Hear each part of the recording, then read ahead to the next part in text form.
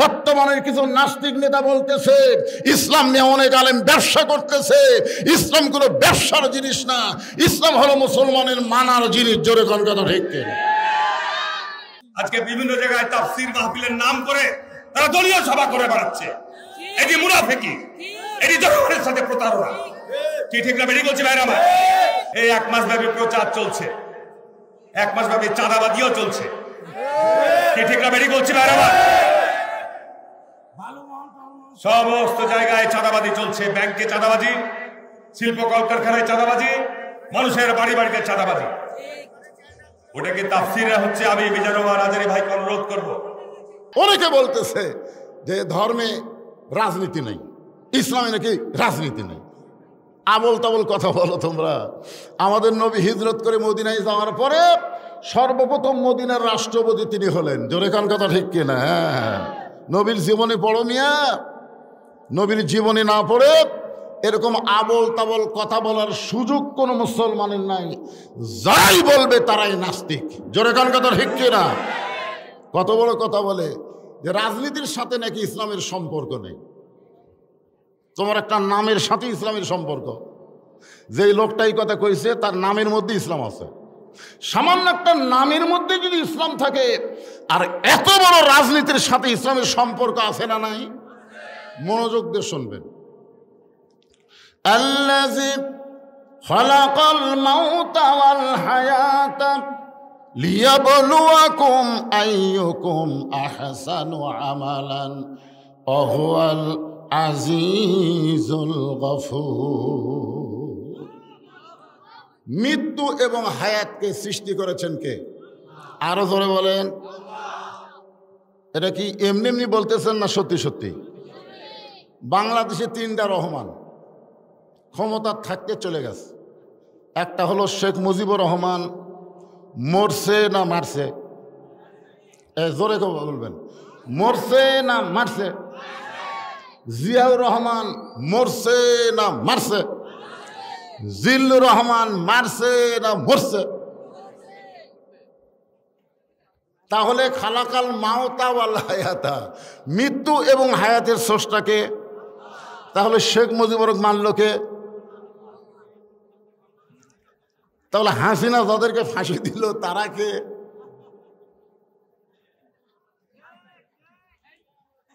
আজকে এটা আমাকে বোঝা লাগবে, বিশেষ করে যুবকদের জন্য আজকের ওয়াজ হচ্ছে বোনাস। এই যুবকের, এই মনোযোগটা শোনো। শেখ মুজিবুরকে যদি আল্লাহ মারে, তাহলে হাসিনা যাদের এত বছরের পরে ফাঁসি দিল তারা কে? জিয়াউর রহমানকে মারছে, জিল্লুর রহমান মরছে। 2007 জনতা 24-এর আন্দোলনে জীবন দিল। ধরে কোন কথা ঠিক কিনা? 30,000-এর চাইতে বেশি পঙ্গু হলো। এই বাংলাদেশের মানুষকে আজকে মনে প্রাণে বিশ্বাস করে নেওয়া লাগবে, মারার মালিক যিনি, বাঁচানোর মালিক তিনি। তবে যে 2000 ছাত্র জনতাকে মারলো, এরা কেউ মরেনি। যার প্রমাণ আল্লাহর কোরআন। জিয়াউর রহমান মরেনি, মারিছে কিন্তু মরেনি। যার প্রমাণ হলো আবু সাইদ। আবু সাইদ আমার গ্রামে 3টা জন্ম নিছে। কয়টা? 3টা ছেলে 5 আগস্টের পরে হচ্ছে। এদের সকলের নাম তো হচ্ছে আবু সাইদ। একই গ্রামে 3টা ছেলের নাম আবু সাইদ। আবু সাইদের বাপ, আবু সাইদের মাও। আবু সাইদ তো মরেনি। আগে আসলো পীরগঞ্জে এক আবু সাইদ, এখন পাড়ায় পাড়ায় আবু সাইদ। আমার সম্পর্কে খালা, তার এক মেয়ের একটা মেয়ে হয়েছে, খালার নাতনি হয়েছে। খালা আমার মোবাইল করে বলে, বাজান অনেক দিন পরে তোর বোনের একটা মেয়ে হয়েছে, একটা ভালো নাম রাখ। আমি বললাম খালা হাসিনা। যেই বলছি হাসিনা, খালা 30 সেকেন্ড আমার সাথে কথা কয় না। আমি বললাম খালার নামটা কি পছন্দ হলো? খালা রাগ করে গেছে, আলেম না জালেম রে, তোর কাছে একটা ভালো নাম চাইলাম আর তুই খুনি হাসিনার নাম বললি। তখন থেকে বোঝা গেল হাসিনার মতন ফ্যাসিস্ট এরা নাম ওরেও পচে যায়, আর আবু সাইদের মতো মানুষ জীবন দিয়ে কিয়ামত পর্যন্ত তারা অমর হয়ে যায়। জোরে কোন কথা ঠিক না?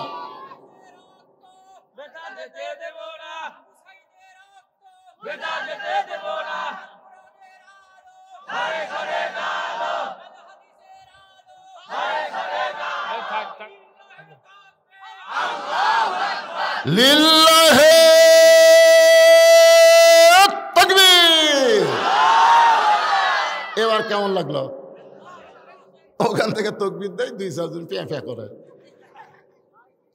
না। কোনো কোরআনের মাহফিলে যখন তাকবীর দেয় তখন আপনারা যারা দিবেন না, শয়তান তখন দূর থেকে কয় ই তো আমার লোক রে, এটা আমার লোক। মানে যাই তাকবীর দিবে তাই শয়তানের শত্রু, আর যাই দিবে না তাই শয়তানের বন্ধু। কারণ শয়তান সবচাইতে তাকবীরকে বেশি ভয় করে। জোরে কোন কথা ঠিক কিনা? আল্লাহ রাসূল বলেছেন যত জোরে তাকবীর দিবা শয়তান তত জোরে পালায়ে যাবে। পালানোর সময় শয়তানের পিছন দিকটা বাতাস বের হবে। কি বের হবে? তাহলে তাকবীর যখন কেউ দেয় তখন এ তাকবীর তার একলার না, আমাদের সকলের। জোরে কোন ঠিক কিনা? আপনি জন্ম নেওয়ার সাথে আপনার ডান কান্দে আযান, বাম কান্দে আল্লাহু আকবার আকামত দেয়নি? জোরে কোন দেয় কি দেয়নি?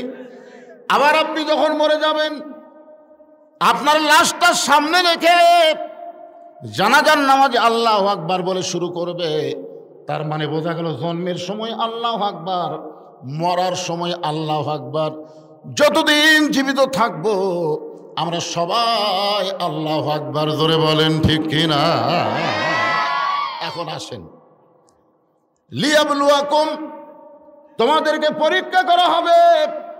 আইয়ুকুম আহসানু আমালা, আইয়ুকুম আহসানু আমালা, সুন্দর আমলের পরীক্ষা হবে। এখন আপনারা বলেন সুন্দর আমল যদি আমরা করতে চাই তাহলে সুন্দর একটা পরিবেশের দরকার আছে না নাই? আমরা কিন্তু দোয়া পড়ি, রব্বানা আতিনা ফিদ দুনিয়া হাসানাতাও ওয়া ফিল আখিরাতি হাসানা। এর মানে কি?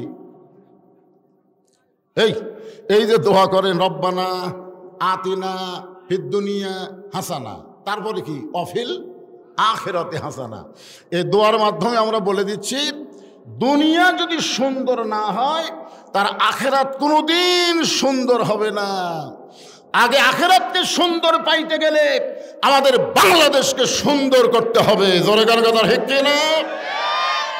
এই বাংলাদেশকে সুন্দর করতে গেলে কি মানুষের আইন দিয়ে করবেন? আল্লাহর কোরআনের আইনটা কেমন একটু বোঝানোর জন্য আপনাদের বলতেছি, মনোযোগ দিয়ে শুনবেন। অর্ধ পৃথিবীর খলিফা হযরত ওমর আল্লাহর কোরআনকে নিজের চোখে দেখার জন্য এই কোরআনটা কেমন। আজকে কোরআনের মাদ্রাসার জন্য দ্বিতীয় বক্তা আপনাদের কাছে ভিক্ষা চাইল। ভিক্ষা, 1 মণ ধান দেন, 10,000 টাকা দেন। এই মিয়া পড়ার একটা বদনাম হয়ে গেল। আমিও একটা মিয়া, বুঝলেন? হায় হায়, কি একটা বদনাম রে। আল্লাহ রাসূল বলেন, ওসমান আল্লাহ তোমাকে কত সম্পদ দিছে? ওসমান গনি বললেন, ইয়া রাসূলুল্লাহ, আল্লাহ আমাকে কত সম্পদ দিছে তার হিসাব আমি সঠিকভাবে দিবার পারবো না, তবে একটা হিসাব আমার কাছে আছে। বলে কি হিসাব? বলে আল্লাহ আমাকে যত সম্পদ দিছে এই সম্পদ রক্ষণাবেক্ষণ করার জন্য যে গুদামে রাখা হয়েছে, ওই গুদামে তালা দিয়া চাবি টানতে একটা তেজস্বী উট হিমশিম খায়। কি টানতে? চাবি বোঝেন না? তালা দেওয়ার পরে যে দিলেন তার নাম কি? ওই চাবি টানতে একটা উট হিমশিম খায়। তাহলে চিন্তা করেন কত সম্পদ আল্লাহ দিছে। আল্লাহ বলে, ওসমান আল্লাহ তোমাকে এত সম্পদ দিছে, সেই সম্পদ যদি ফেরত চায়, দিছে কে? সে আল্লাহ যদি ফেরত চায় তুমি কি করবা? সঙ্গে সঙ্গে ওসমান গনি এক দৌড় দিলেন। সাহাবেরা বলতেছে সম্পদ ফেরত চাওয়ার কথা শুনে ওসমান গনি দৌড় মারলো। কিছুক্ষণ পরে দেখে আল্লাহ রাসূল যে উটটা চাবি বহন করে ওই উটের দড়ি ধরে এনে নবীর হাতে দিয়ে বললেন যে শুধু গুদাম না, গুদামের সম্পদ না, গুদামের তালা না, গুদামের চাবি না, চাবি বহন করা উটটাও আমি আল্লাহকে দিয়ে দিলাম। রাসূল বলে, ওসমান তুমি সবই দিয়ে দিলে? ওসমান বলে চাহিবা মাত্র ও আর বাহককে দিতে বাধ্য থাকিব, যে আমাকে দিছে তাকে দিতে আমি কেন অপারগতা প্রকাশ করব? রাসূল বললেন তাহলে তোমার জন্য তুমি কি রাখলা? বলে আমার জন্য আল্লাহ রাসূল থাকলেই যথেষ্ট। খালি সুবহানাল্লাহ করে হবি না তো? কি হারে চালো, আরে 50,000 টাকা চালো। ঘরে বলতে আমি শুনতেছি যে এই মিয়াপাড়ার সব চাকরি বাকরি করে বিদেশে বাইরে থাকে, তাদের কাছে 50,000 টাকা কোনো ব্যাপার। এই ভাই ওটা নাই, আমি দান চাচ্ছি না, ওয়াজ কর্ম। দেখছেন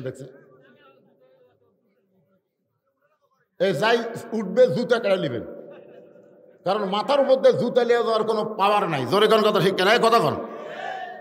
পায়ের স্যান্ডেল মাথার উপর উঠবে কেন?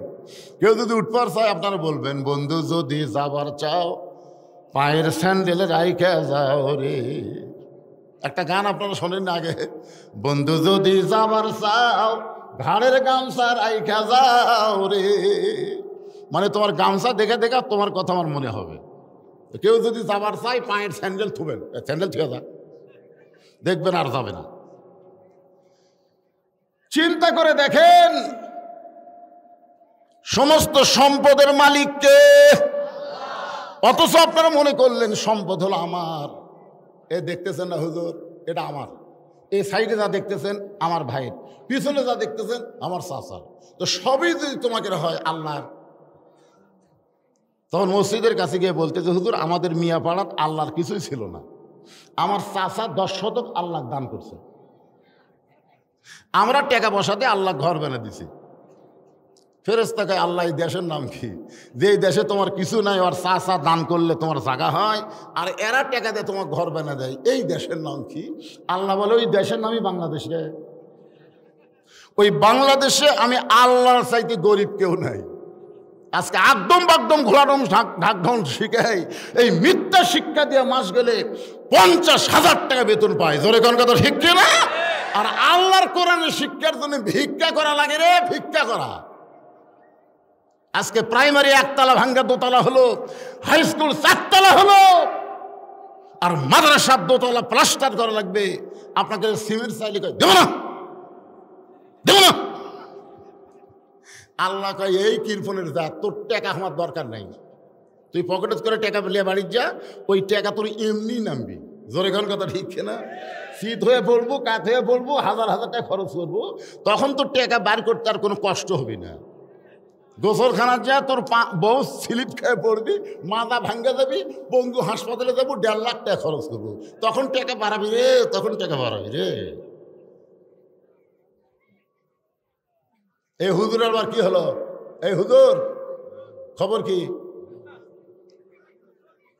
এখানে হাফেজি মাদ্রাসার ছাত্র কয়েকজন আছে? হাত তোলো তো। এই হাফেজি মাদ্রাসার ছাত্র, তোমরা সব ওঠো, ওঠো। তোমার করে তোমার চেনা সারা, ওঠো, একটাও থাকা লাগবে না।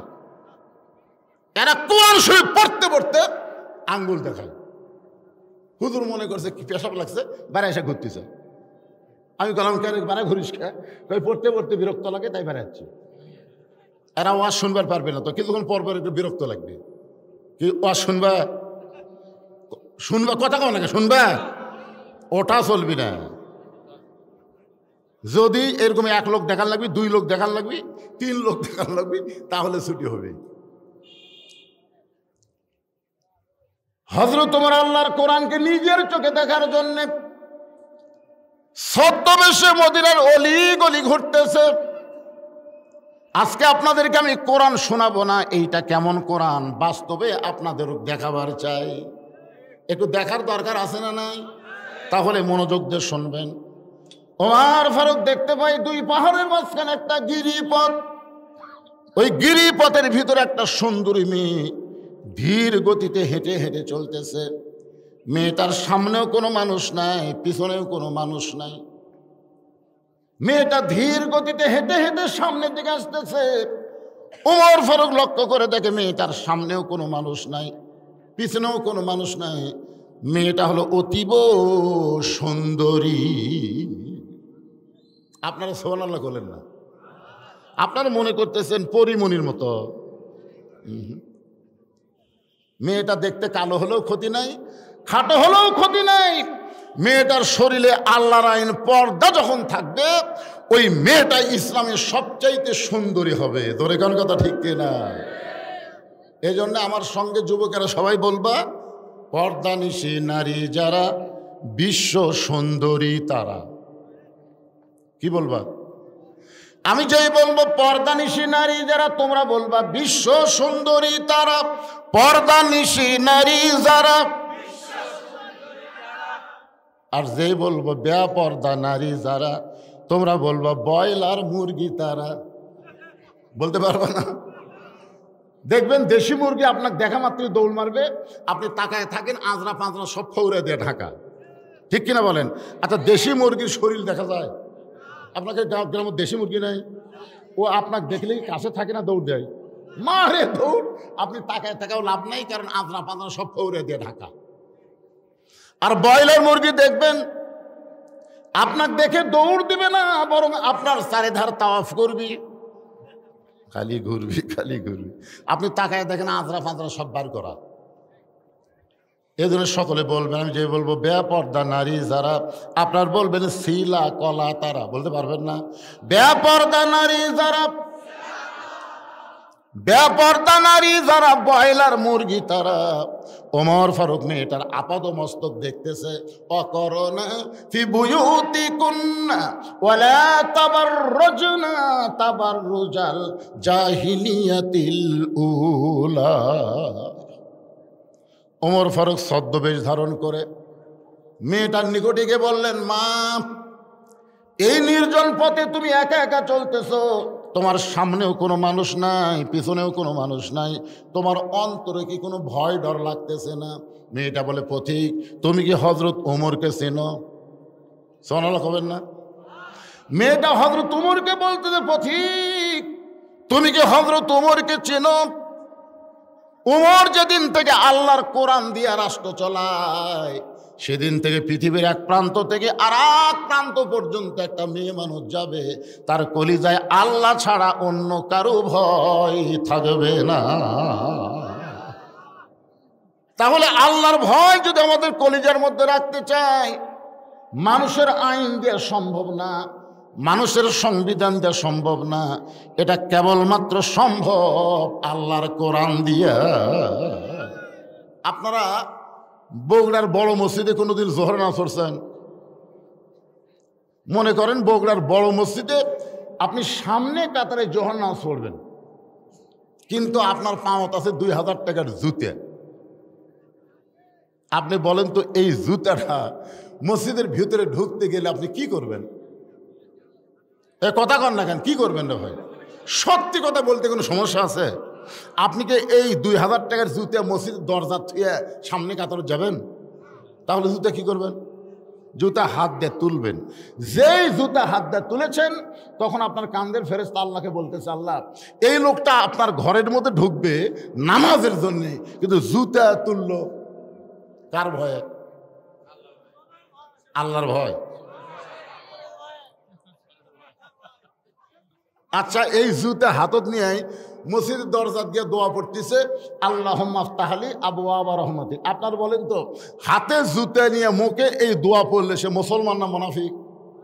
কারণ লিমা তাকুলু মা লা তাফালুন, তোমার কথার সাথে তোমার কামের মিল নেই। তুমি চোরের ভয় জুতা হাতত নিয়ে আল্লাহর ভয় মসজিদে ঢুকতেছা। আগে করলো চোরের ভয়, তারপরে আল্লাহর ভয়। একই অন্তরে দুই ভয়, তার কোনোদিন নামাজ কবুল হয় না। কেবলমাত্র ভয় করতে হবে আমার আল্লাহর। জোরে কোন কথা ঠিক? মেয়েটা বলে, পথিক, হযরত ওমর যেদিন থেকে আল্লাহর কোরআন দিয়ে রাষ্ট্র চলায়, সেদিন থেকে পৃথিবীর এক প্রান্ত থেকে আর একটা প্রান্তে একটা মহিলা যাবে, ওই মহিলার কলিজায় কেবলমাত্র ভয় থাকবে কার?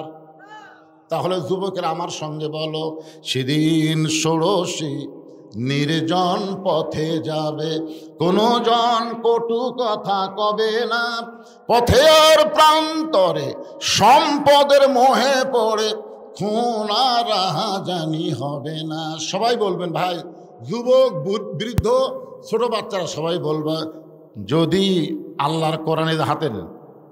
এটা কি? জোরে বলেন। সেদিন ষোড়শী নির্জন পথে যাবে, কোনো জন কটু কথা কবে না, পথে আর প্রান্তরে সম্পদের মোহে পড়ে খুন আর জানি হবে না। গতকাল রাজশাহী একটা বাসে কি হচ্ছে জানেন? গতকাল রাজশাহী একটা বাসের মধ্যে ডাকাত উঠে সমস্ত টাকা কাড়ালিয়া বাসের মধ্যে নারীকে ধর্ষণ করছে। পথে আর প্রান্তরে সম্পদের মোহে পড়ে কোনোদিন রাহা জানি হবে না। সবাই বলেন যদি মেনে চলি কোরআন, বলেন যদি মেনে চলি কোরআন আর রাসূলের বিধান, সকলেই শান্তিতে থাকবে। বাংলার আকাশে কলেমার পতাকা যেদিন দুলবে। ওমর ফারুক বললেন, মা তুমি যে ধীর গতিতে চলতেছ, আমার মনে হয় তোমার ভিতরে কোনো দুঃখ লোকে আছে। মেয়েটা বলে, পথিক আসলে আমি একজন দুঃখী নারী, আজকে 6 দিন হলে হযরত উমরকে খুঁজতেছি। কয়দিন? আসলে আমি একজন দুঃখী নারী, আজকে 6 দিন হলে হযরত উমরকে আমি খুঁজতেছি। উমর ফারুক মুসকি মুসকি হাসার বলে, মা তুমি কি উমরক চেনো? মেয়েটা বলে, যদি চিনতাম তাহলে কেন খুঁজবো, চিনি না বলেই তো তারে খুঁজতেছি। ওমর ফারুক বলে, মা উমর হলো অর্ধ পৃথিবীর খলিফা, উমরকে যদি পাবার চাও তাহলে গণভবনে যাও, বঙ্গভবনে যাও, সংসদ ভবনে যাও, এইরকম গুরুত্বপূর্ণ এলাকায় গিয়ে উমরকে পাবে। এই 2 পাহাড়ের মাঝখানে তুমি উমরকে খুঁজতেছো, উমর কি গরু ছাগল নাকি যে 2 পাহাড়ের মাঝখানে তাকে পেয়ে যাবে? মেয়েটা বলে, পথিক তুমি জানো না, আল্লাহর কোরআন দিয়ে যখন রাষ্ট্র চলবে তখন নেতা খোঁজা লাগবে না, নেতারাই দুঃখী মানুষকে খুঁজে বেড়াবে। বিশ্বাস করো, আমি 6 দিন হলে উমরকে খুঁজতেছি, আর একটা দিনের মধ্যে যদি উমরকে না পাই আমি আসল জায়গা বিচার দিব। আপনার বলেন তো আসল জায়গা কোনটা? আজকে হাসিনা পলানোর পিছনে কারণ কি? প্রত্যেকটা মানুষ কিন্তু চোখের পানি নিয়ে আসল জায়গায় বিচার দিছে। ধরে কোন কথা ঠিক কি না? এই কয়েকদিন আগে হাসিনা কি কথা জানেন? এ দেশ আমার বাপের, এ দেশ আমার, আওয়ামী লীগকে নামানোর মতন কোনো ক্ষমতা এই দেশের মানুষের নাই। আরে পাগলি, মানুষের নাই তাই বলে কি আল্লাহরও নাই? ধরে কোন আল্লাহর নাই? হায় হায় রে, প্রত্যেকটা মানুষ দেখতেছে হাইকোর্ট, সুপ্রিম কোর্ট, জজ কোর্ট সব হাসিনার কথা মতো চলে। এগুলো বিচার দিয়ে কাম হবে না। আসল জায়গা, ধরে কোন আসল জায়গা কোনটা? আরো জোরে। চোখের পানি নিয়ে আসল জায়গায় যখন বিচার দিল, 12 তরকারির ভাত পাক করে সেই ভাতটাও খাওয়া হলো না, না খাইয়া দাদার দেশে চোরের মতো পলাইয়া গেল। হাসিনা যখন পলাচ্ছিল, আপনার ওই ভিডিও দেখছেন? আমি দেখছি ভাই। শেখ রেহানা মাটির দিকে তাকে হাঁটতেছে, মাটির দিকে, আর শেখ হাসিনা খালি।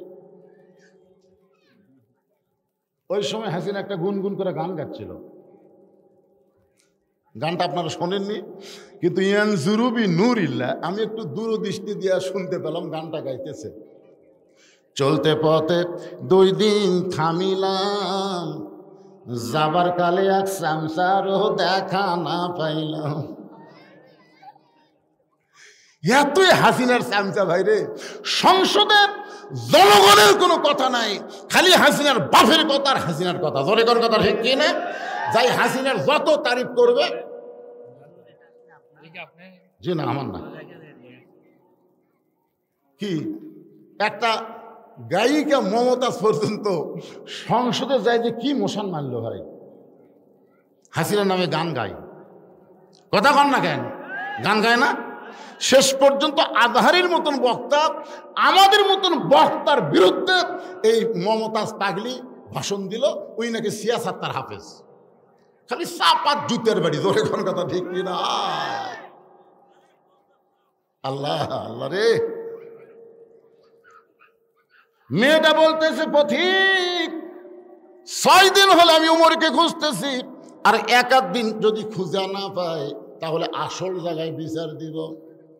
ওমর ফারুক চোখের পানি বের করে হাঁটু গেড়ে বসে মেয়েটার সামনে বসে বলতেছে, মা তুমি যেই উমরকে খুঁজতেছ আমি হইলাম সেই উমর। মেয়েটা বলতেছি আমিরুল মুমিনিন, আমার বিজয় হয়ে গেছে, আমার ইমানের বিজয় হয়েছে। আমি মনে করেছিলাম 7 দিনের মধ্যেই হযরত উমরকে আমি পেয়ে যাব, একদিন আগেই পেয়ে গেছি।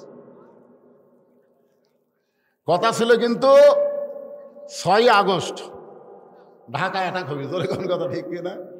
কিন্তু একদিন আগেই কাম সারছে। কথা কন না কেন ভাই? খালি যদি কথা মতো 6 আগস্ট ঢাকা অ্যাটাক হতো, একটাও বেঁচে ফিরতো না। চোরেরা বাংলাদেশে ঢুকতো আর আমাদের বাংলাদেশের মুসলমানকে হিন্দুরা কুরবানি দিত। জোরে কোন কথা ঠিক? কথা কন। কিন্তু আল্লাহ কয় নারে পাগলা, 6 তারিখে হবি না, 1 তারিখ আগেই ঢোক। মেয়েটা বলতেছে নিয়ত করেছিলাম 7 দিনের মধ্যেই পেয়ে যাব, কিন্তু একদিন আগে আল্লাহ আপনার সঙ্গে দেখা করে দিল।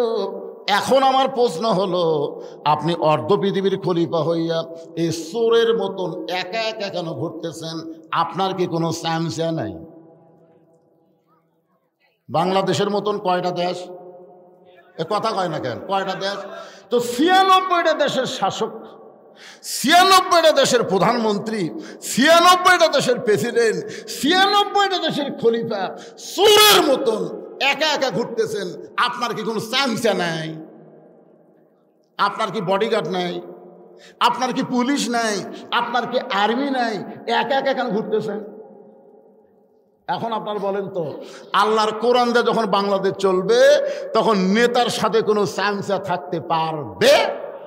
কারণ কোন চামচা নিজের পকেটের টাকা খরচ করে নেতার সাথে ঘুরবি না। একটা দলের চামচারা ঘোরে, সে দলের আমি নাম কব না, আপনার ভিতরে ঢুকে দেখবেন, সেই দলের নেতার কোনো টাকা খরচ হয় না, চামচারাই খরচ করে নেতার পিছনে ঘোরে। কথা ঠিক? পরে পরে আপনারা তালাশ করে দেখবেন যে হুজুর একটা কথা কয়ে গেল রে মিয়া পাড়া, কি এই দল কোনটা রে, আপনার খোঁজরে দেখবেন। ওমর ফারুক বললেন, মা বর্তমানে আমি যে পজিশনে আছি আমার চামচা পালার টাকা নাই। কি পালার টাকা নাই? আব্দুল্লাহ মায়ের কাছে কাঁদতেছে, মা আর কয়দিন পরে রমজান মাসের ঈদ আসতেছে, আমি একটা নতুন জামা নিব। কি জামা নিবে? নতুন জামা নিবে, ঈদ আসতেছে। তখন হযরত ওমর হচ্ছে অর্ধ পৃথিবীর খলিফা। তো আব্দুল্লাহর মা স্বামীর কাছে বলতেছে যে আপনার ছেলে একটা নতুন জামা ঈদে নিবার চাই, আপনি কি এবার ঈদে নতুন জামা দেবেন? ওমর ফারুক বলতেছে, পুরাতন জামা কি ছিঁড়ে গেছে? আব্দুল্লাহ দৌড়া যায়, তোর পুরাতন জামা কি ছিঁড়ে গেছে? না আব্বা, তো ছিঁড়িনি, তুই নতুন নিবি কেন? ওই পুরাতনটা ঠিক মতো পরিষ্কার করে ইস্ত্রি মিস্ত্রি করে ওরা গাঁত দিয়ে নামাজ হবে। আব্দুল্লাহর মা বলতেছে, ছেলে চাইছে, ছোট মানুষ, এরকম ধমক দিলে হয়? এই কারণে মেয়ে মানুষ তো বোঝেন না। ওমর ফারুক আব্দুল্লাহর হাতে ওবায়দুল্লাহর কাছে একটা চিঠি দিল। তিনি তখন ছিলেন অর্থমন্ত্রী। ওবায়দুল্লাহ, আবু ওবায়দুল্লাহর কাছে একটা চিঠি দিল অর্থমন্ত্রীর কাছে যে আমার আব্দুল্লাহ একটা নতুন পাঞ্জাবি নেবে, আমার তো বেতন পাইতে এখনো 10 দিন পর, তো এই পাঞ্জাবির জন্য 5টা দিরহাম আব্দুল্লাহকে দিয়ে দিও। আমি 10 দিন পরে বেতন পাইয়া ওই 5 দিরহাম শোধ দিয়া তারপরে বেতন নেব। তা আব্দুল্লাহ চিঠি নিয়ে ওবায়দুল্লাহর কাছে দিছে। আবু ওবায়দুল্লাহর কাছে দিছে। ওবায়দা চিঠি পড়ে চিঠি একটা চুমা দিয়ে বলতেছে, তোমার বাবার কাছে গিয়ে বলো 10 দিন বাঁচার যদি গ্যারান্টি দিবার পারে তাহলে আমি 5 দিরহাম দেব। 10 দিন বাঁচার গ্যারান্টি দেওয়া লাগবে, তারপরে আমি 5 দিরহাম দিব। যদি 10 দিনের আগে মরে যায় তখন?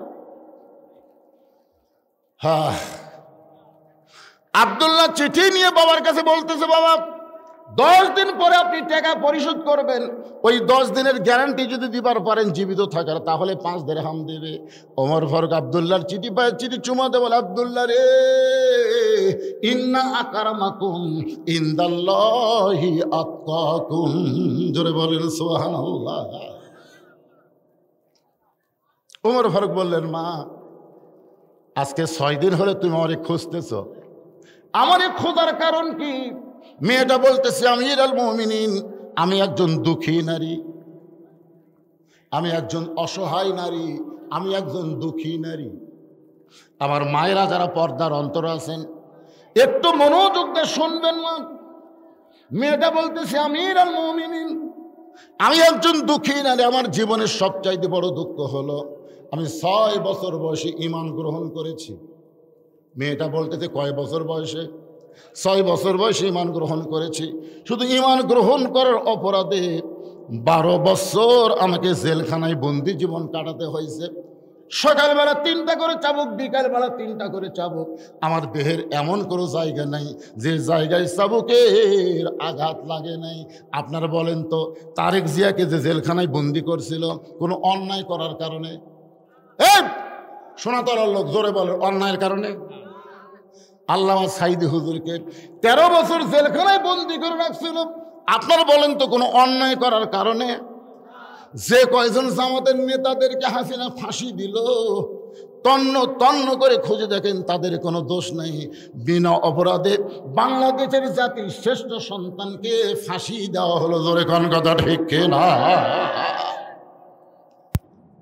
একটা নেতার ফাঁসির খবর আপনাদের বলতেছি, তার নাম হলো মীর কাশেম আলী। জোরে কোন নাম কি? মীর কাশেম আলীকে উকিল বলতেছে স্যার আজকে রাত 12টায় আপনার ফাঁসি হবে। তো মীর কাশেম আলী বলতেছে ভাই এখন কয়টা বাজে? বলে এখন বাজে রাত 9:30। তো মীর কাশেম আলী মুসকি মুসকি হাসে আর বলে এখনো ফাঁসি হতে 2.5 ঘন্টা সময় লাগবে, এতক্ষণ বসে থাকে কি হবে? আমি 2 ঘন্টা ঘুম পাড়ি।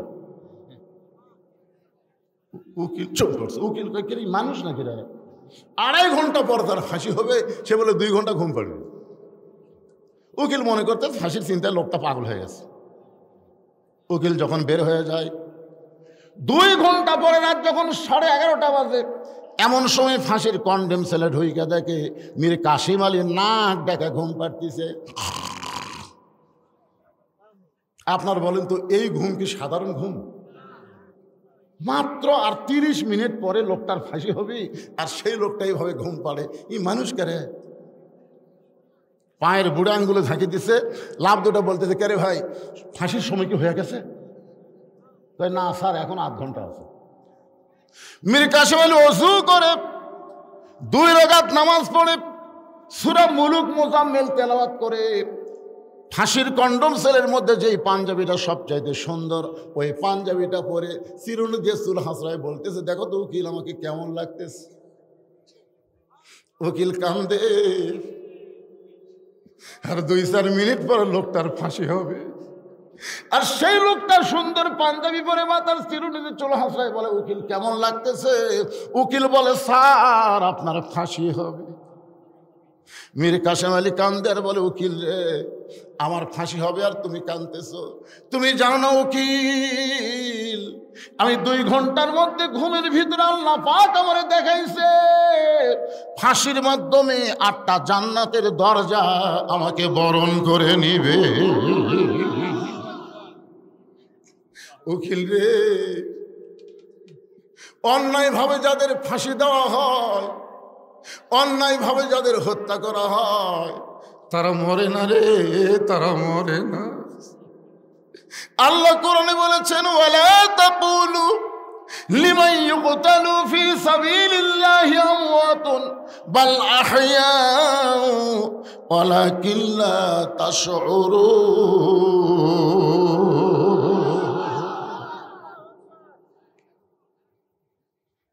মামুনুল হকের কোনো দোষ নাই, বিনা দোষে অন্যায়ভাবে তাকে জেলে রাখলো।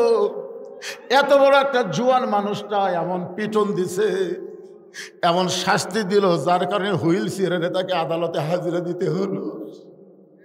রফিকুল ইসলাম মাদারির কোনো দোষ নাই, ডান্ডা পড়ে পড়াইছে, আমির হামজারে ডান্ডা পড়ে পড়াইছে, এদের কোনো দোষ নাই বাবা। একটাই দোষ, এরা আল্লাহর জমিনে কোরআনের বিজয় চায়।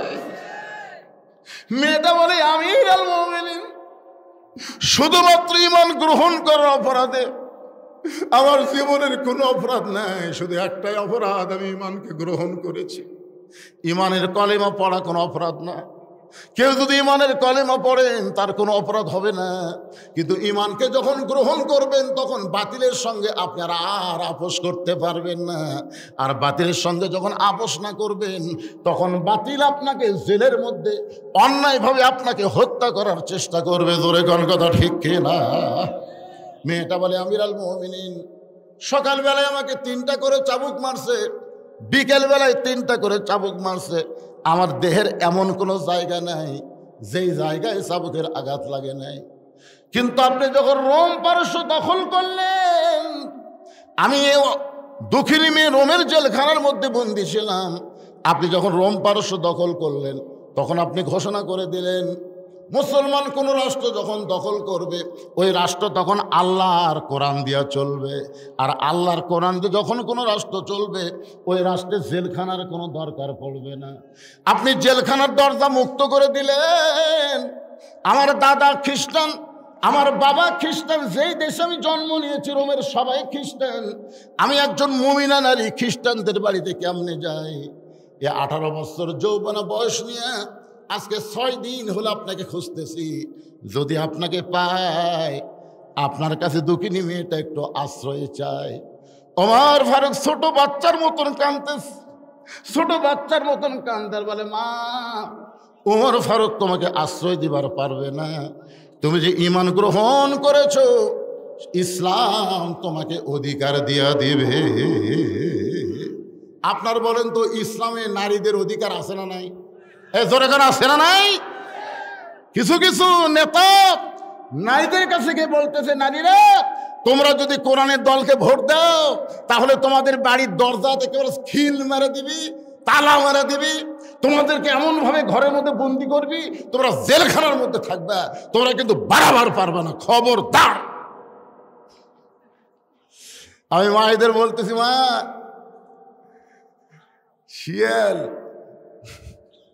শিয়াল মুরগির স্বাধীনতা চাই। কি জন্য চাই?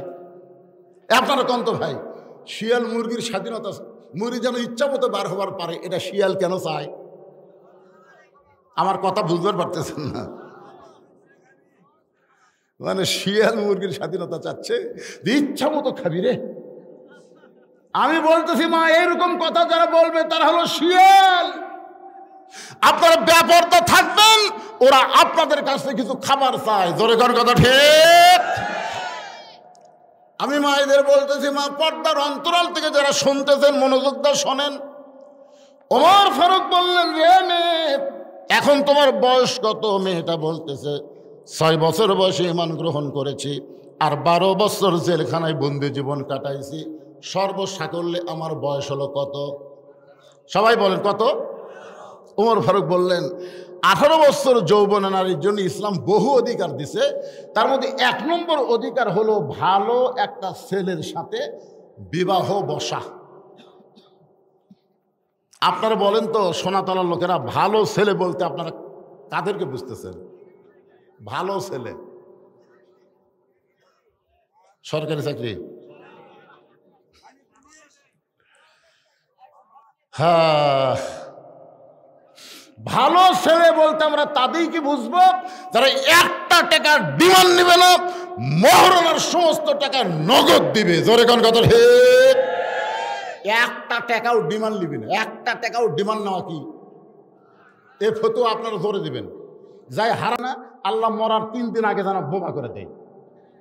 আচ্ছা, ডিমান্ড নেওয়া জায়েজ না হারাম? আরো জোরে, জোরসে বলুন। ময়না তুমি কেমনি বুঝলে? ছোট মানুষ। এখন বলেন তো মহরণা দেওয়া কি সুন্নত না ফরজ? জোরে বলেন, আরো জোরে। তাহলে ডিমান্ড নেওয়া হারাম, মহরণা দেওয়া ফরজ।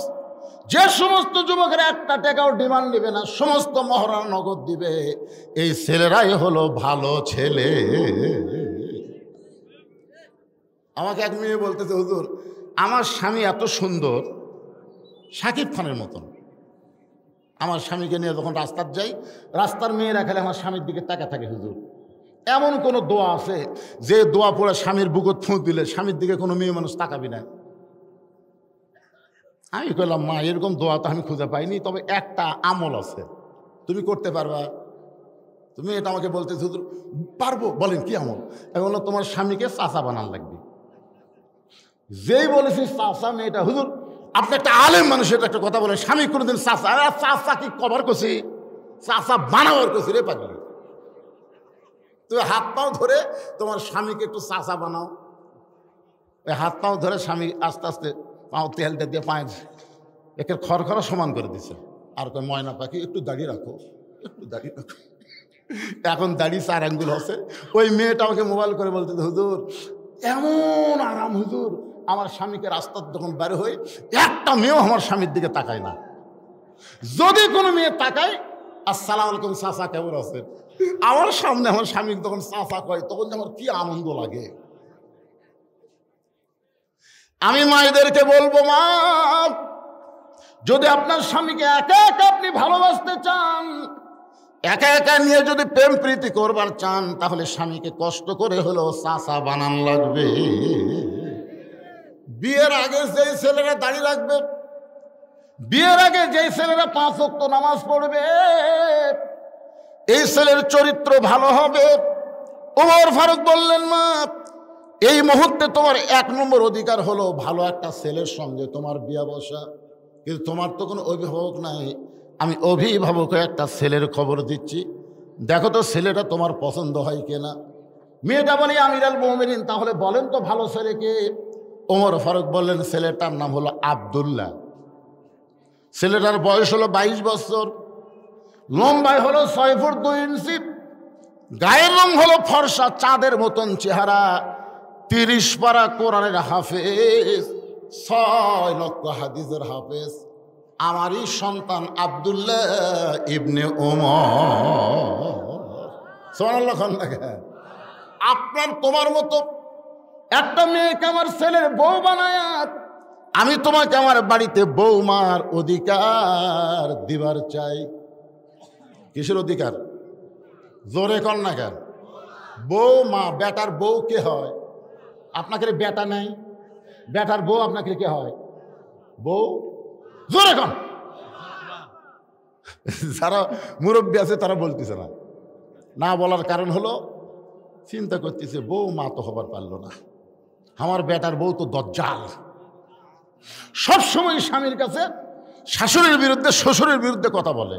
এরকম বেটার বউ আছে না নাই? দরকার আছে না নাই? একেবারে হঠাৎ দেখবেন ফ্যান বন্ধ করে আপনার গায়ে বাতাস করতেছে, কিছুক্ষণ পরে কপাল টিপতেছে, হাতের আঙ্গুল টানতেছে। স্বামী কয়, কে গো কি হয়েছে? আপনাকে খেদমত করে জান্নাতে যাবার চাই। বাতাস করে, কপাল টিপে, পায়ের লোক টানে। স্বামী কয়, আল্লাহ রে, ভাগ্যগুণে এমন বউ পাওয়া যায়। কিছুক্ষণ পরে বউ কাঁদতেছে, কাঁদে। স্বামী কয়, কি হয়েছে গো? না আপনাকে বলবো না, এমনি। আবার কান্দে। স্বামী কয়, কি হয়েছে লক্ষ্মীটি কও? তুমি আমার খেদমত করো, আবার কান্দো কেন? বলে, কান্দার কারণ হলো তোমার বুড়া বাপ আর বুড়ি মা। তুমি যখন চাকরি করবার যাও, তুমি যখন অফিস করতে যাও, ব্যবসা করতে যাও, তখন তোমার বুড়া বাপ আর বুড়ি মাহার কলটা জ্বলে দিছে। এই বুড়া বুড়ির সাথে যদি থাকবার চাও, তাহলে আল্লাহ রাস্তায় আমাকে বাপের বাড়িতে পাঠিয়ে দাও। আর যদি আমার সঙ্গে শান্তির সংসার করবার চাও, তাহলে তোমার বাপ মাও বাদ দেওয়া লাগবে। অমা আলাইনা ইল্লাল বালাক। আমার ওয়াজ শেষ, এখন তুমি কি আমল করবা? তুমি এখন কও, লিয়াবলুয়াকুম আইয়ুকুম আহসানু আমালা। বউ যখন কইছে এখন কি আমল করবা কও, এমন সময় আল্লাহর কোরআন বলতেছেন, ওয়াকাদা রাব্বুকা আল্লা তা'বুদু ইল্লা ইয়াহু ওয়া বিল ওয়ালিদাইনি ইহসানা। আল্লাহু আকবার। স্বামী লাফ দিয়ে উঠে বলতেছে, ওঠ ওঠ। বউকে কি হলো, এত গরম কেন? গরম হওয়ার কারণ হলো, আমি চিন্তা করে দেখলাম তো সকালবেলা ছেড়ে দিলে বিকালে বিয়ে করার পারবো। তুই যদি সকালবেলা মরিস, আমি দুপুরবেলা বিয়ে করবো রে। বউ ছেড়ে দিলে, বউ মরলে বউ পাওয়া যাবে রে। কিন্তু তুই যে বাপ মায়ের বিরুদ্ধে বাস করলি, এই বাপ মা যদি মরে যায়, কিয়ামত পর্যন্ত কানলে বাপ মা পাওয়া যাবে না রে। ওঠ, ব্যাগ ট্যাগ সব গুছালে 3 তালাকের গাড়ির চড়ে বাপের বাড়ি যা। কয় তালাকের গাড়ি? স্বামী দৌড়ে এসে, বউ দৌড়ে এসে স্বামীর পা ধরে বলতেছে, আমি আপনাকে পরীক্ষা করলাম গো, আপনি আসলে আল্লাহর ওলি।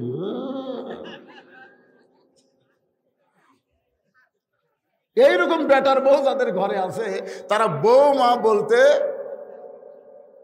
লজ্জা করতেছে, ঘৃণা করতেছে।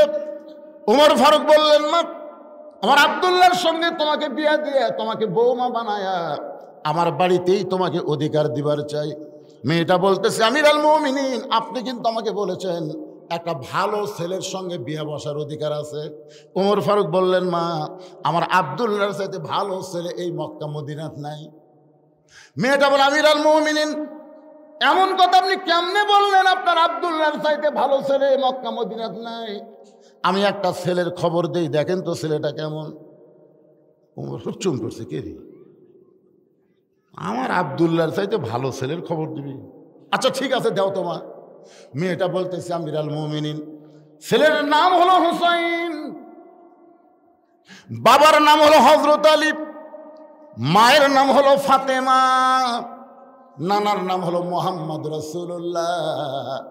এখন বলেন তো আপনার আব্দুল্লাহ ভালো না হুসাইন ভালো? ওমর ফারুক মাটির দিকে তাকাই বলে, মা, তুমি এমন একটা ছেলের খবর দিলা, আমার আব্দুল্লাহর চাইতে হুসাইন কোটি কোটি গুণ আল্লাহর কাছে ভালো।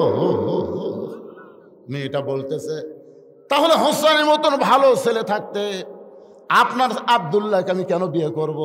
আপনি কিন্তু বলেছেন ভালো একটা ছেলেকে বিয়ে করার অধিকার ইসলাম আমাকে দিয়েছে। ওমর ফারুক চোখের পানিয়ে বললেন, মা, জীবনে কোনোদিন ঘটকালি করি নাই, আজকে প্রথম ঘটক হব। মেয়েটাকে তার বাড়িতে নিরাপদ আশ্রয় দিয়া পরন্ত বিকালবেলা হযরত আলীর দরজায় ওমর ফারুক সালাম দিলেন, আসসালামু আলাইকা ইয়া আহলাল বাইত, আসসালামু আলাইকুম ইয়া আহলাল বাইত, আম্মা সাইলা ফালা তানহার। এদের কে উঠলো? হাফেজ সাহেব নাকি? এই মাদ্রাসার ওখানে ছাত্র, তোমরা কি উঠবে? কারণ বর্তমান বাংলাদেশের প্রেক্ষাপট হাসিনার পলায়ন, কোরআনের বিজয় সামনে নিয়ে আমি আলোচনাটা করতেছি। লিয়াবলুয়াকুম আইয়ুকুম আহসানু আমালা। আমার কথাকে আপনারা বুঝতে পারতেছেন না? ওমর ফারুক সালাম দিলেন, আসসালামু আলাইকুম ইয়া আহলাল বাইত, কিন্তু একটা আয়াত ফিসফিস করে বললেন, আম্মা সাইলা ফালা তানহার। হযরত আলী চমকে গেলেন, কে রে? যিনি সালাম দিল ওমর ফারুকের মতোই শোনা গেল, কিন্তু ফকিরের আয়াত। যেরকম কিসের আয়াত? ওমর ফারুক তখন বাংলাদেশের মতন ৯৬টা দেশের রাষ্ট্রনায়ক। হযরত আলী দরজা খুলে বলি, আমিরুল মুমিনিন, কবে থেকে ভিক্ষা শুরু করলেন? ফকিরের আয়াত যখন মুখে তেলাওয়াত করলেন, তাহলে আপনি ভিক্ষা শুরু করলেন। ওমর ফারুক বলে, আলী ভাই, এমন বিপদের জীবনে পড়ি নাই, আজকে প্রথম বিপদ। আমি তোমার হোসেনের ব্যাপারে একটু ঘটকালি করবার চাই। সুবহানাল্লাহ বলেন। আলী বলতেছেন, আপনার মতন মহান ব্যক্তি যদি আমার হোসেনের ঘটক হয়, তাহলে পাত্রী অবশ্যই ভালো হবে। কোন আলেম যদি আপনার ছেলের ঘটকালি করে, আপনি বুঝবেন বৌমা পাবেন। আর এখনকার শালা ঘটকেরা ১০০-১০০ বানায়, খালি মিথ্যা কথা কয়। জোরে কোন কথা? একটা ঘটকের নাম হলো নান্টু ঘটক। জোরে কোন কি ঘটক? সমাজের মধ্যে এরকম কিছু ঘটক আছে না নাই? কথা কন। নামাজ পড়ে না, রোজা করে না, খালি মিথ্যা কথা কয়।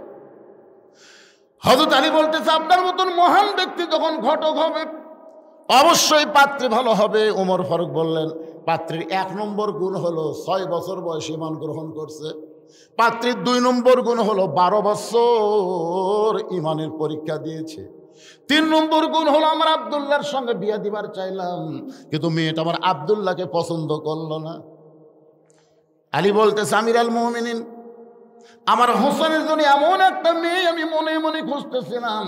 আমার হোসেনের জন্য এমন একটা মেয়ে আমি মনে মনে খুঁজতেছিলাম। দেখা দেখা খোঁজা যায় নাই, মনে মনে খোঁজা যাবে। আপনি তাহাজ্জুদের নামাজ পড়ে আল্লাহর কাছে বলবেন, আল্লাহ, আমার ছেলেরা যুবক হয়ে গেছে, আমি মনে মনে একটা ভালো বৌমা পাবার আশা করতেছি। আল্লাহ, মনে মনে, দেখা দেখা লয়। আমার এলাকার এক মুরব্বী 19টা মেয়ে দেখছে, আমাকে বলতে যে হুজুর 19টা দেখলাম, পছন্দ হলো না। আমি বললাম মুরব্বী আবার বিয়ে করবেন? না হুজুর আমার জন্য না, তো আমার ছেলের জন্যে। তা আপনার ছেলের জন্য আপনি মেয়ে কীভাবে দেখলেন? লাড়িয়া ছেড়ে দেখছি হুজুর, লাড়িয়া ছেড়ে দেখছি। এখানে হাত ধরে কয় মা দেখি হাতটা দেখতে, মা দেখি মাথার চুল দেখি তো মা। এই শালা বুড়া 19টা দেখতে দেখতে লুচ্চা হয়ে গেছে, ওই আরও দেখতে, মানে লাড়ার পাড়ার একটা সুযোগ পাচ্ছে, বুঝেছেন না? কথা বল না কেন ভাই?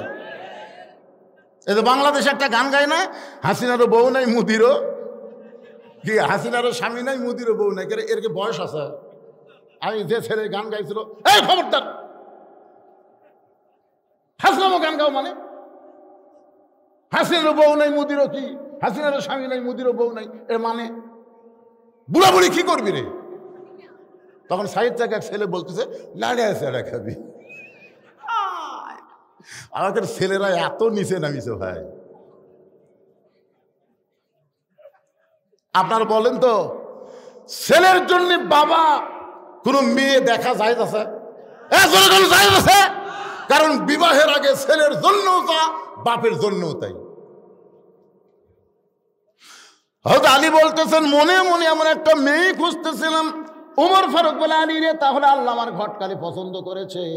এই বলে হজরত আলীকে বুকের মধ্যে নিয়ে দুই যখন মুসকি মুসকি হাসতেছে, এমন সময় হোসেন ঘরের ভিতর থেকে যে সালাম দেয়, বলে মুরব্বীরা আপনার দুইজন যেভাবে আনন্দ করতেছেন মনে হয় বিয়ে আপনারাই করবেন। উমর ফারুক বলে হোসেন মুখে যা আসে তা বলতে পারো না, আমিও তোমার মুরব্বী, তোমার বাবাও তোমার মুরব্বী, আমরা দুই মুরব্বী মিলে যদি কোনো সিদ্ধান্ত নেই তুমি কি মানবা না? হোসেন বলতেছে আপনার দুইজন মুরব্বী আমি জানি, কিন্তু আসল মুরব্বী হিসাবে একজনকেই শুধু মানি, তিনি হলেন আমার নানা। বেশি মুরব্বী মানলে তাবলিগের মধ্যে যেমন গন্ডগোল, বেশি মুরব্বী মানলে পীরের মধ্যে গন্ডগোল, বেশি মুরব্বী মানলে গন্ডগোল হবে, কিন্তু একটা দলের মধ্যে এখন পর্যন্ত কোনো গন্ডগোল নাই, কারণ সেই দলের মুরব্বী হলো একটা, আর মুরব্বী হলেন মুহাম্মাদুর রাসূলুল্লাহ। কুল হে রাসূল আপনি বলেন ইন কুনতুম তুহিব্বুনাল্লাহ ফাত্তাবিউনি, আল্লাহর হুকুম নবীর তরিকা ছাড়া অন্য কোন মানুষের তরিকা মানা যাবে? বলেন যাবে? আপনি উমর আমার মুরব্বী, আমার বাবা আমার মুরব্বী আমি জানি, কিন্তু আসল মুরব্বী হিসাবে কেবলমাত্র আমার নানাকে মানি, নানা ছাড়া অন্য কাউকে পুরাপুরি মানা। একজন মানুষকে পুরাপুরি মানা যাবে, তিনি কে? মুহাম্মাদুর। কথা কন না কেন ভাই, কথা কন না কেন? নিঃসন্দেহে পুরাপুরি মানা যাবে একজনকে, মাতা কুমুর রাসূলু ফাখুযুহু ওয়া মা নাহাকুম আনহু ফান্তাহু। ওমর ফারুক বলে হোসেন তুমি কি বলবার চাও? হোসেন বলে তাহলে শোনেন, কয়েকদিন আগে আমি স্বপ্নে দেখলাম আমার নানা ঘরের মধ্যে আরাম করতেছে। আমি হোসেন দরজাকে বললাম নানু ভাই আমি একটু ঘরের মধ্যে ঢুকতে চাই। আমার নানা বলে হোসেন এখন আমার বিরক্ত করবি না, আমি জান্নাতে শুয়ে আছি। হোসাইন চমকে উঠছে, ভাঙ্গা ঘরের ভিতর থেকে নানা কথা বলতেছে, আর নানা বলে জান্নাতে আরাম করতেছে। এই জান্নাতটা কেমন দেখায় লাগবে? ছোট্ট বানর জানলার ফাঁক দিয়ে তাকায় দেখে নবী তার বিবির উরাতের উপরে মাথা দিয়ে শুয়ে আছে, আর নানি হোসাইনের নানি চুলের মধ্যে হাত দিয়ে বিলকি কাটতেছে। হোসেন বলে নানা নানির উরাতকে বালিশ বানিয়ে শুয়ে থাকলে কি জান্নাতে থাকা যায়? নবী বলে হোসেন রে তুই ছোট্ট মানুষ, তুই বুঝবি না ভাই, তোর নানির মতন বউ যদি কেউ ঘরে পায় ওই ঘরটা আল্লাহর জান্নাত হয়ে যায়। লিল্লাহি তাকবীর। তোর নানির মতন বউ যদি কেউ ঘরে পায় ওই ভাঙ্গা ঘরটাও আল্লাহর কি হয়ে যায়? জোরে বলেন। আমি সেই দিন থেকে সিদ্ধান্ত নিয়েছি বিয়ে যদি করাই লাগে নানার মতো বিয়ে করব। আমার বড় ভাইয়ের মতন আমি কাইনবার পারবো না। মানে কিছুদিন হলো হোসেন দেখতেছে হাসান রাদিয়াল্লাহ, হোসেনের সামনে যখন আসে তখন মুসকি মুসকি হাসে, একটু দূরে গেলেই দেখে কান্দে। হোসেনের সন্দেহ হলো কে রে, আমার বড় ভাই এরকম হঠাৎ হাসে হঠাৎ কান্দে, কারণ কি? কাছে যে ভাইয়ের হাত ধরে বলতেছে হাসান ভাই দুই ভাই একই সঙ্গে থাকছি গো, দুই ভাই একই সঙ্গে কত আনন্দ করছি, আজকে তুমি কান্দো আমি হাসি, কারণ কি? হাসান বলতেছে কাকুজান কোষ না, তোর ভাবি আমার কলজাত আগুন ধরে দিছে রে, তোর ভাবি মানুষটা ভালো নয় রে, আমার বাপ বোঝেনি, এখন যদি আমার বাপ শোনে তাহলে কষ্ট পাবি, দরকার নেই, তোরে কইলাম তুই যেন কারো কোষ না। হাসান দাদের বইয়ের নাম হলো জায়দা, ধরে বলেন নাম কি? জায়দা হলো কুটনি মেয়া, ধরে কন কি মেয়া, এ কথা বল না কেন কি মেয়া, এর কথা ওর কাছে, ওর কথা এর কাছে, গোটা পাড়ার মধ্যে খণ্ডগোল লাগানোর জন্য একটা নারী যথেষ্ট, ধরে কোন কথা ঠিক কিনা? আমি সেই দিন সিদ্ধান্ত নিয়েছি, আমার নানা যেমন বিয়ে করছে আমিও তেমন বিয়ে করব। বাবা দৌড়ে গিয়ে হাত ধরে বলে, বাবা আপনি সত্যি করে বলেন তো আমার মা আপনার কেমন বউ? আপনি বলেন তো বাবা আমার মা আপনার কেমন বউ ছিল?